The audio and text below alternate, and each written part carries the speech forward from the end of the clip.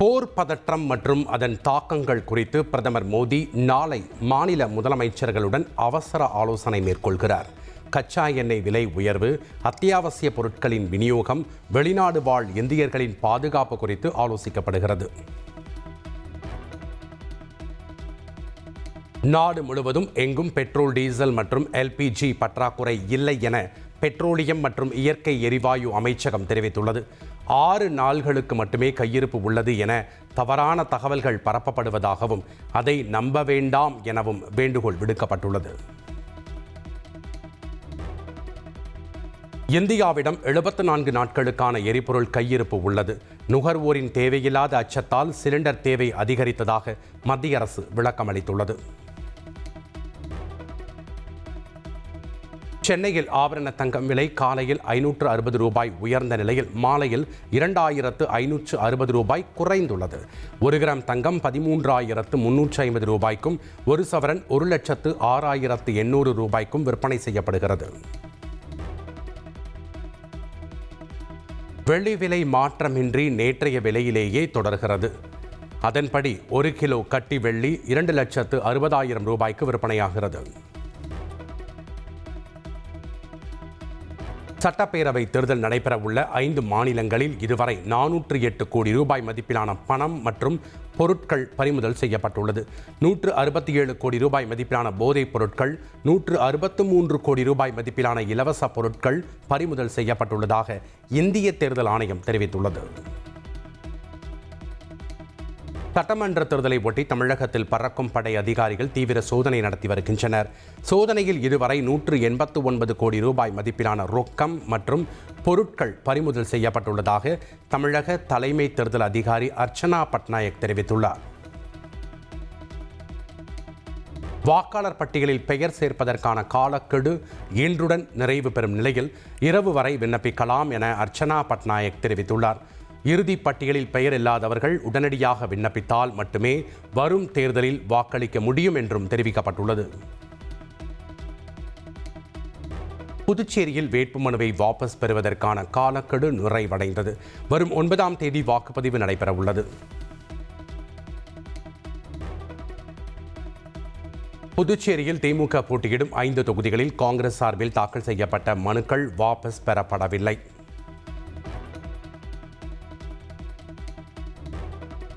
முதலமைச்சர் மு.க. ஸ்டாலின் தனது தேர்தல் பிரச்சாரத்தை ஏப்ரல் 2ஆம் தேதி திருவாரூரில் தொடங்குகிறார்.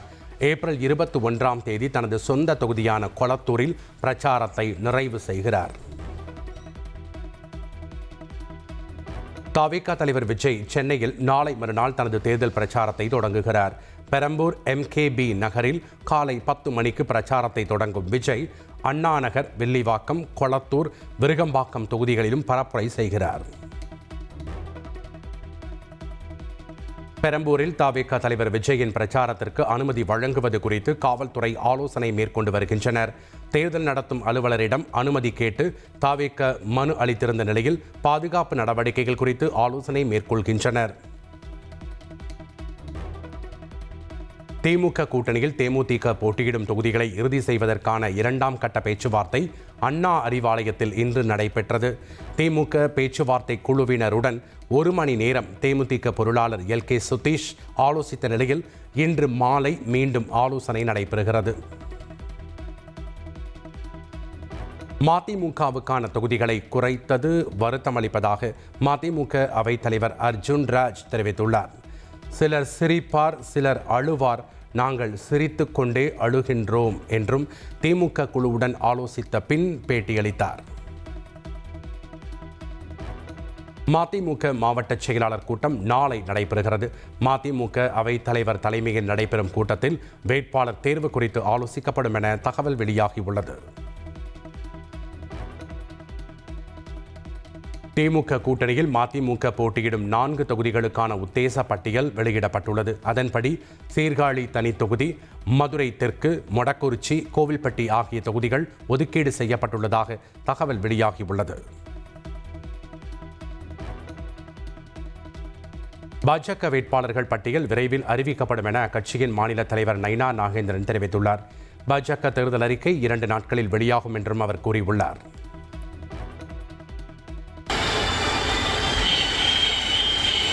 கடந்த 2024ஆம் ஆண்டு நெல்லை எக்ஸ்பிரஸ் ரயிலில் 4 கோடி ரூபாய் பறிமுதல் செய்யப்பட்ட விவகாரத்தில் தமிழக பாஜக தலைவர் நயினார் நாகேந்திரன் மீது அமலாக்கத்துறை வழக்கு பதிவு செய்ய கோரி சென்னை உயர்நீதிமன்றத்தில் மனு தாக்கல் செய்யப்பட்டுள்ளது. திமுக எம்பி கிரிராஜன் தாக்கல் செய்துள்ள இந்த மனுவில் சட்டவிரோத பணப்பரிமாற்றம் நடந்துள்ள நிலையில் அமலாக்கத்துறை இதுவரை நடவடிக்கை எடுக்காதது ஏன் என கேள்வி எழுப்பப்பட்டுள்ளது. ஏற்கனவே சிபிசிஐடி இந்த வழக்கை விசாரித்து வரும் நிலையில் நயினார் நாகேந்திரன் மற்றும் கேசவ விநாயகம் ஆகியோர் மீது PMLA சட்டத்தின் கீழ் நடவடிக்கை எடுக்க உத்தரவிடுமாறு கோரப்பட்டுள்ளது. இந்த மனு விரைவில் விசாரணைக்கு வரும் என்று எதிர்பார்க்கப்படுகிறது. அண்ணாமலை தேர்தலில் போட்டியிட வேண்டும் என்று பாஜக MLA வானதி ஸ்ரீனிவாசன் வேண்டுகோள் விடுத்துள்ளார். NDA கூட்டணியில் ஒதுக்கீடு செய்யப்பட்ட தொகுதிகளில் பாஜக நிச்சயம் வெற்றி பெறும் என்றும் அவர் நம்பிக்கை தெரிவித்துள்ளார். திமுக கூட்டணியில் உள்ள கொங்கு நாடு மக்கள் தேசிய கட்சிக்கு திருச்செங்கோடு, பொள்ளாச்சி தொகுதி ஒதுக்கப்பட உள்ளதாக தகவல் வெளியாகியுள்ளது. கருணா தலைமையிலான முக்குளத்தோர் புலிப்படை கட்சிக்கு சிவகங்கை தொகுதி ஒதுக்கப்படும் என்றும் எதிர்பார்க்கப்படுகிறது. தொகுதிகள் வழங்கப்படாத பட்சத்தில் திமுக கூட்டணியிலிருந்து வெளியேற தனியரசு முடிவு செய்துள்ளதாக தகவல் வெளியாகியுள்ளது. 2011, 2016இல் அதிமுக கூட்டணியில் பரமத்தி வேலூர், காங்கேயம் தொகுதியில் வெற்றி பெற்ற தனியரசு திமுகவுக்கு ஆதரவு தெரிவித்து தேர்தலில் போட்டியிட வாய்ப்பு கேட்டிருந்தது குறிப்பிடத்தக்கது. சட்டமன்ற தேர்தலுக்கான திமுக வேட்பாளர்கள் பட்டியல் நாளை வெளியாக உள்ளதாக கூறப்படுகிறது. திமுக கூட்டணி கட்சிகள் போட்டியிடும் தொகுதிகள் இன்றைக்குள் இறுதி செய்யப்படும் என்றும் எதிர்பார்க்கப்படுகிறது.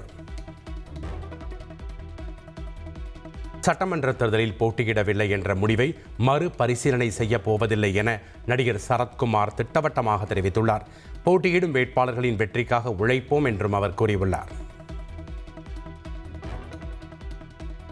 திமுக அமைச்சர்களின் தொகுதிகளை பாஜகவுக்கு அதிமுக ஒதுக்கியுள்ளதாக சீமான் குற்றம் சாட்டியுள்ளார். அமைச்சர்களின் தொகுதிகளை பாஜகவுக்கு ஒதுக்கியது என்பது ஒரு ஒப்பந்தம் என்றும் அவர் சாடியுள்ளார்.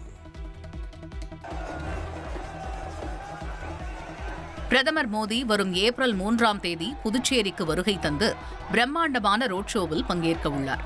அன்று மதியம் 3 மணிக்கு தியாகி அன்சாரி துரைசாமி சதுக்கத்தில் இருந்து அண்ணா சிலை வரை சுமார் 1.6 கிலோமீட்டர் தூரம் இந்த சாலை பேரணி நடைபெறுகிறது. முத்தியால்பேட்டை, ராஜ்பவன் உள்ளிட்ட 5 தொகுதிகளை கடந்து செல்லும் இந்த ரோட் ஷோவில் சுமார் 50,000 பேர் கலந்து கொள்வார்கள் என பாஜக தரப்பில் தெரிவிக்கப்பட்டுள்ளது. பிரதமரின் வருகையை முன்னிட்டு புதுச்சேரி முழுவதும் பலத்த பாதுகாப்பு ஏற்பாடுகள் செய்யப்பட்டு வருகின்றன. டெல்லியிலிருந்து லண்டன் சென்ற ஏர் இண்டியா விமானத்தில் தொழில்நுட்ப கோளாறு, பாதி வழியில் தொழில்நுட்ப கோளாறு கண்டறியப்பட்டதால் மீண்டும் டெல்லிக்கு திரும்பியது. விருது பெறும் ராணுவ வீரர்களின் குடும்பத்தினர் ரயிலில் இலவசமாக பயணிக்கலாம் என மத்திய அரசு அறிவித்துள்ளது. முதல் வகுப்பு அல்லது AC வகுப்புகளில் வாழ்நாள் முழுவதும் இலவசமாக பயணிக்கலாம் என்று தெரிவிக்கப்பட்டுள்ளது.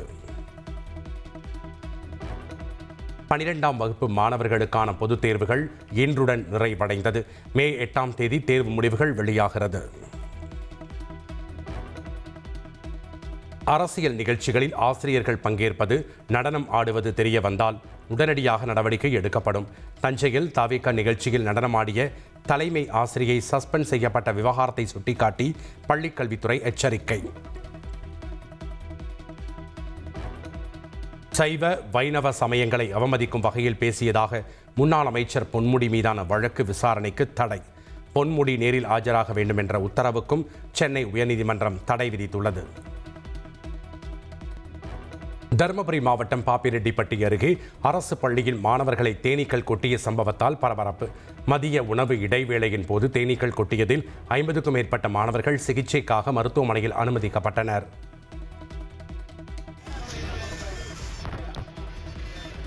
திருநெல்வேலியின் அடையாளமான அல்வா உற்பத்தி வணிக சிலிண்டர் தட்டுப்பாட்டால் கடும் வீழ்ச்சியை சந்தித்துள்ளது. நாளொன்றுக்கு 20 டன் வரை உற்பத்தி செய்யப்பட்ட அல்வா தற்போது 5 டன்னாக குறைந்துள்ளதால் சாந்தி ஸ்வீட்ஸ், சந்திரா ஸ்வீட்ஸ் உள்ளிட்ட முக்கிய கடைகளில் தட்டுப்பாடு நிலவுகிறது. புகழ்பெற்ற இருட்டுக்கடை அல்வாவின் விலை கிலோவிற்கு 40 ரூபாய் வரை உயர்த்தப்பட்டு கிலோ 440 ரூபாய்க்கு விற்கப்படுகிறது. எரிவாயு விநியோகம் சீராகாததால் பல கடைகளில் தயாரிப்பு பணிகள் முடங்கியுள்ளன. இதனால் அல்வா வாங்க வரும் சுற்றுலா பயணிகளும் பொதுமக்களும் ஏமாற்றத்துடன் திரும்புகின்றனர். எரிவாயு விநியோகத்தை சீரமைக்க அரசு உடனடி நடவடிக்கை எடுக்க வேண்டும் என வியாபாரிகள் கோரிக்கை விடுத்துள்ளனர். கொடைக்கானல் அருகே உள்ள மிகவும் பிரபலமான டால்பின் நோஸ் பகுதியில் சமூக வலைதளங்களில் ரீல்ஸ் பதிவிட்டு லைக்ஸ் வாங்குவதற்காக ஆபத்தை உணராமல் வீடியோ எடுக்கும் சுற்றுலா பயணிகளால் பாதுகாப்பு கேள்விக்குறியாகி உள்ளது. ஆபத்தான பள்ளத்தாக்கு நுனிகளில் நின்று செல்ஃபி மற்றும் ரீல்ஸ் எடுக்கும் பழக்கம் அதிகரித்திருப்பதால் விபத்து அபாயமும் அதிகரித்திருக்கிறது.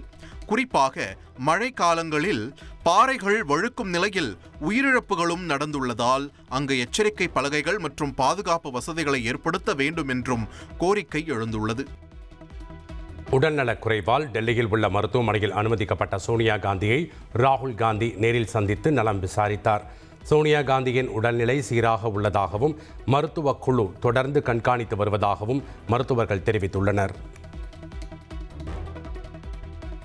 கேரளம் சட்டமன்ற தேர்தல் பிரச்சாரத்தில் ஈடுபட்டுள்ள முதலமைச்சர் பினராயி விஜயன் ராகுல் காந்திக்கு அடிப்படை அரசியல் புரிதல் இல்லை என விமர்சித்துள்ளார். ராகுல் காந்தியும் அவரது காங்கிரஸ் கட்சியும் பாஜகவின் பி டீமாக மாறிவிட்டதாகவும் அவர் சாடியுள்ளார்.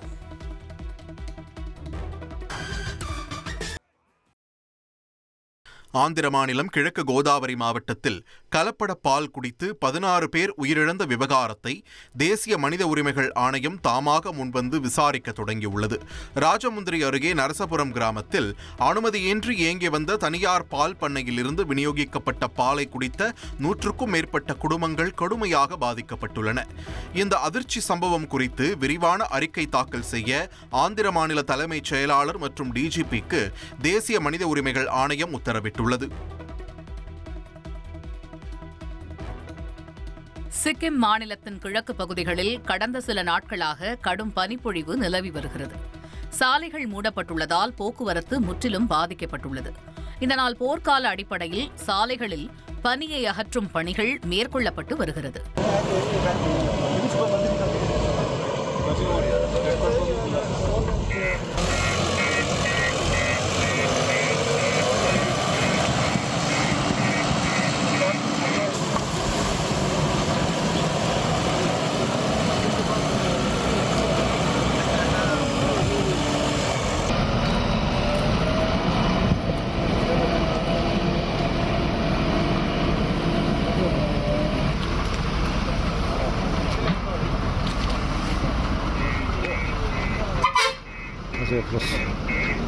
சுற்றுலா பயணிகளின் பாதுகாப்பு கருதி சில இடங்களுக்கு செல்ல தடை விதிக்கப்பட்டுள்ளது.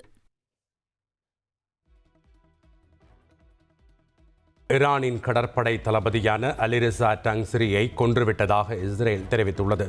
ஹார்முஸ் ஜலசந்தியில் இஸ்ரேல் நடத்திய தாக்குதலில் அவர் உயிரிழந்ததாக கூறப்பட்டுள்ளது. ஹார்முஸ் ஜலசந்தியில் இந்திய கப்பல்களை பாதுகாக்க 5 போர்க்கப்பல்கள் நிலைநிறுத்தப்பட்டுள்ளன. ஜலசந்தியில் சிக்கியுள்ள 20 இந்திய கப்பல்களை பாதுகாப்பாக வெளியேற்றும் வகையில் நடவடிக்கை எடுக்கப்பட்டுள்ளது. ஹார்முஸ் ஜலசந்தி வழியாக கூடுதல் இந்திய கப்பல்களை இயக்க மத்திய அரசு திட்டமிட்டுள்ளது. ஹார்முஸ் ஜலசந்தியில் இந்திய கப்பல்களின் பாதுகாப்பு உறுதி செய்யப்பட்டுள்ளதாக மத்திய அரசு கூறியுள்ளது. ஹார்முஸ் ஜலசந்தி வழியாக செல்லும் வர்த்தக கப்பல்களுக்கு சுங்க கட்டணம் விதிக்க ஈரான் நாடாளுமன்றம் ஒப்புதல் அளித்துள்ளது. ஒருமுறை ஹார்முஸை கடக்க ஒரு கப்பலுக்கு தலா 16 கோடி வரை கட்டணம் வசூலிக்கப்பட உள்ளதாக தகவல் வெளியாகியுள்ளது.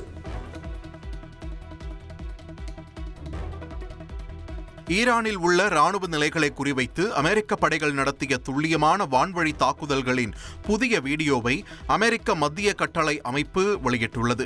ஈரானின் பந்தர் அபாஸ் சர்வதேச விமான நிலையத்திற்கு அருகில் உள்ள ராணுவ தளங்கள் மற்றும் ஆளில்லா விமான கட்டமைப்புகளை குறிவைத்து இந்த தாக்குதல்கள் நடத்தப்பட்டன.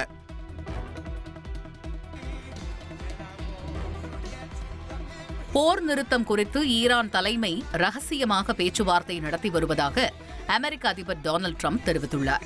வாஷிங்டனில் நடைபெற்ற நிகழ்ச்சி ஒன்றில் பேசிய அவர், ஈரான் அதிகாரிகள் தங்களுடன் ரகசிய பேச்சுவார்த்தை நடத்துவதாகவும், ஆனால் இதை பொதுவெளியில் கூறினால் தீவிரவாத அமைப்புகளால் கொல்லப்படுவார்கள் என அவர்கள் அச்சப்படுவதாகவும் ட்ரம்ப் தெரிவித்துள்ளார். ஈரான் மண்ணில் தரைவழி தாக்குதல் நடத்தப்படலாம் என செய்திகள் வெளியாகி வரும் நிலையில் ஈரானின் இஸ்லாமிய புரட்சிகர காவல் படை அமெரிக்கா மற்றும் இஸ்ரேலுக்கு கடும் எச்சரிக்கை விடுத்துள்ளது. அதன்படி ஈரான் மீது தரைவழி தாக்குதல் நடத்த முயன்றால் அதில் ஈடுபடும் படைகளுக்கு மிகப்பெரிய இழப்புகள் ஏற்படும் என்றும் அந்த முயற்சி பேரழிவை ஏற்படுத்தும் எனவும் தெரிவிக்கப்பட்டுள்ளது. மேலும் ஈரானுக்குள் நுழையும் ஒரு வீரரும் மீண்டும் உயிருடன் திரும்ப மாட்டார்கள் என்றும் எச்சரிக்கை விடுக்கப்பட்டுள்ளது.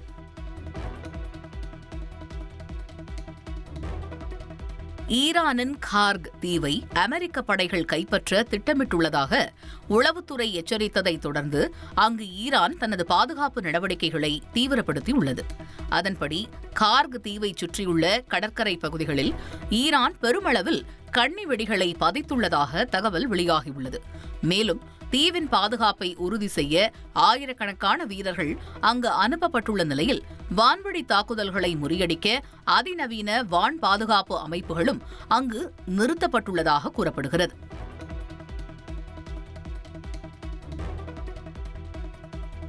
இரண்டாயிரத்து 26 IPL தொடரின் தொடக்க விழாவை ரத்து செய்ய BCCI முடிவு செய்துள்ளதாக தகவல் வெளியாகியுள்ளது. பெங்களூருவில் நிகழ்ந்த RCB வெற்றி கொண்டாட்டத்தில் உயிரிழந்தவர்களுக்கு அஞ்சலி செலுத்தும் வகையில் ஆடம்பர விழாவை ரத்து செய்ய உள்ளதாக கூறப்படுகிறது.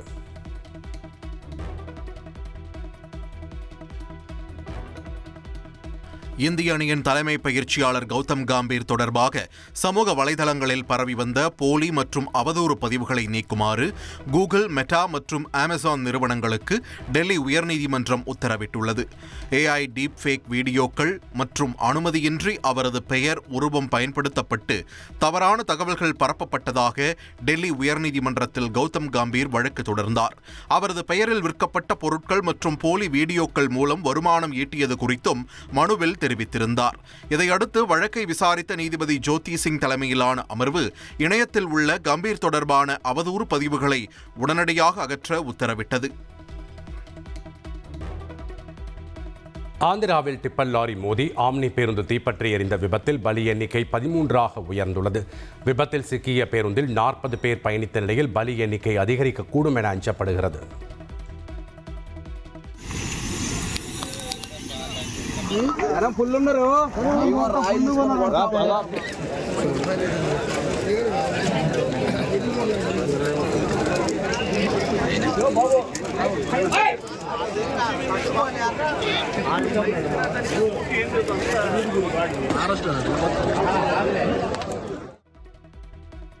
வங்கதேசத்தின் ராஜ்பாரி மாவட்டத்தில் 50 பயணிகளுடன் சென்ற பேருந்து பத்மா நதியில் விழுந்து மூழ்கிய விபத்தில் பலி எண்ணிக்கை 24ஆக உயர்ந்துள்ளது.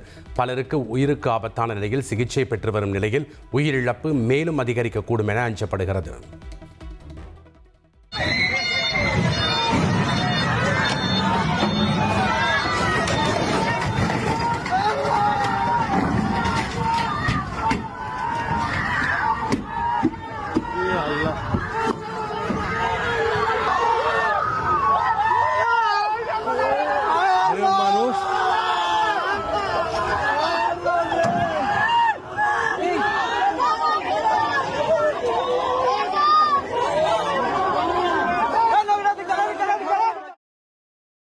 நடிகர் ரன்வீர் சிங், இயக்குனர் ஆதித்ய தர் கூட்டணியில் வெளியாகி பிளாக்பஸ்டர் திரைப்படமாக உருவாகியுள்ளது துரந்தர் தி ரிவெஞ்ச். நடிகர்கள் தொடங்கி பின்னணி இசை, அதிரடியான ஆக்ஷன் காட்சிகள் என கம்ப்ளீட் பேக்கேஜில் திரை விருந்தாக அமைந்ததால் உலகம் முழுவதும் உள்ள ரசிகர்கள் துரந்தர் படத்தை கொண்டாடி வருகின்றனர்.